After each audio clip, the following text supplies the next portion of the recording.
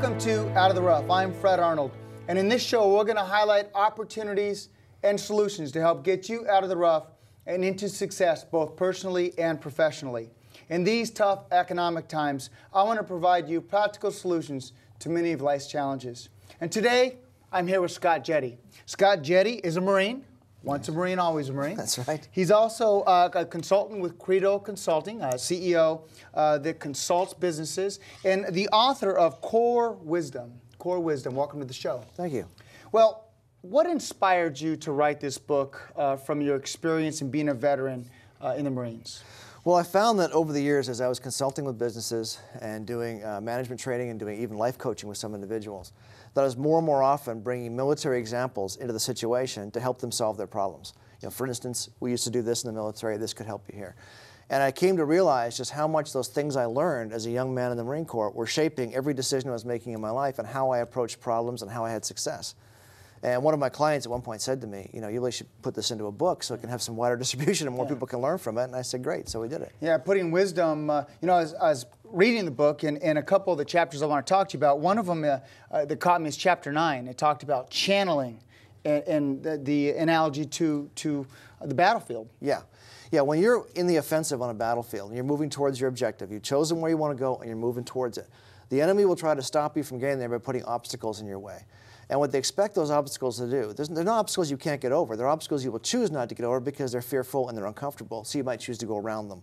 Then they put another obstacle, you go around that, another obstacle, you go around that, and they're channelizing you away from the path you chose for yourself, which was a good path, towards the path they want you to be on, which is a place where you're weak and exposed and vulnerable. And the way that works in life is you choose an objective, a business objective, a personal objective, and as you start to move towards it, you will inevitably face fears. Some kind of fear will get in your way. If you face the fear and traverse the fear and conquer the fear and go over it, you stay on your path to success. But if you just try and go around the fear and avoid the fear, you're just going to hit another fear and then another fear. And now you're being channelized away from your point of strength into a place of weakness. And it's going to be hard for you to accomplish that goal. And when you see that obstacle, of course you want to sit back, analyze that obstacle just like the military does, and come up with a solution. And don't let that obstacle drive what your core purpose, core goal was. Sure. I mean, if you're afraid of heights, don't just jump off a building. You know, do something intelligent. Right. Get some help. Talk to people who've dealt with this. But the point is, face it and learn to overcome it. Overcome it versus going around it. Versus going around and avoiding it. Yes, yes. One of the next chapter, chapter 7, is wait a minute, vine. What Wait a minute, what vine. does that mean? Yeah, running through the foliage at Camp Lejeune, where I did my initial training, are these small little vines that we refer to as wait a minute vines. Because as you're patrolling through the brush or crawling through the brush, they have little hooks on them, and they'll catch you. And it causes you to wait a minute and unhook them and keep moving. But because they're so small and they seem to be so innocent and so weak, a lot of times you won't stop. You'll just try to push through, particularly if you're crawling.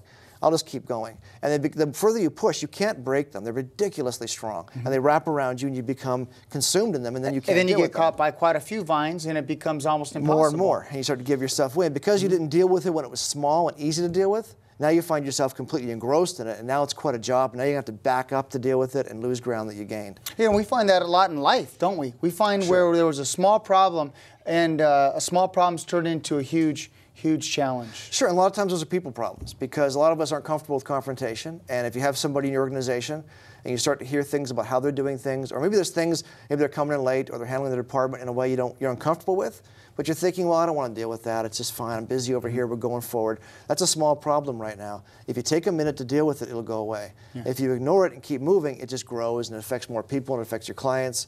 And by the time it gets really big, you're going to be wishing you could go back and unhook it when it was small. Unhook the small, small vine. Brilliant. Next chapter I want to talk about is, and it means a lot of things to different people, initiative. Yeah, initiative, in the military context, what they teach us is that you cannot win a battle unless you have the initiative. If you lose the initiative, you lose the battle. You win the initiative, you win the battle.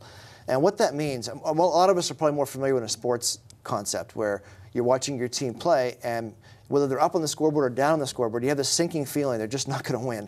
And sport fans go, well, they've lost the momentum. My team has the momentum, they're going to win. They lose the momentum, they're going to lose. It's the same thing, but the way the military defines it is, if you're reacting to something rather than having something react to you, you don't have the initiative. You're not controlling the environment.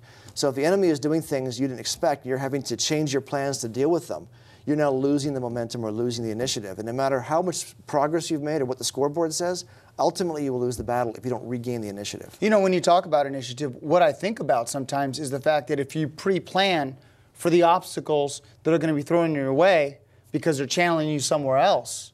Well, so part of initiative is the planning ahead of time. Well, that's a terrific example. If you look at the events of Black Hawk Down in the 90s, when the Army Rangers were bogged down in Somalia, and they had planned, if a helicopter goes down, we know what to do. If a helicopter goes down, we know what to do. When a third helicopter went down, they hadn't planned for that. And at that moment, they lost the initiative and they started to pull back in the battle. First two they planned for, and so that wasn't a problem. Right. But it went beyond what they planned for. Is that pre-planning? Do you mind staying for another break? No, of course. I'd love to talk to you more about a field manual for life, core wisdom.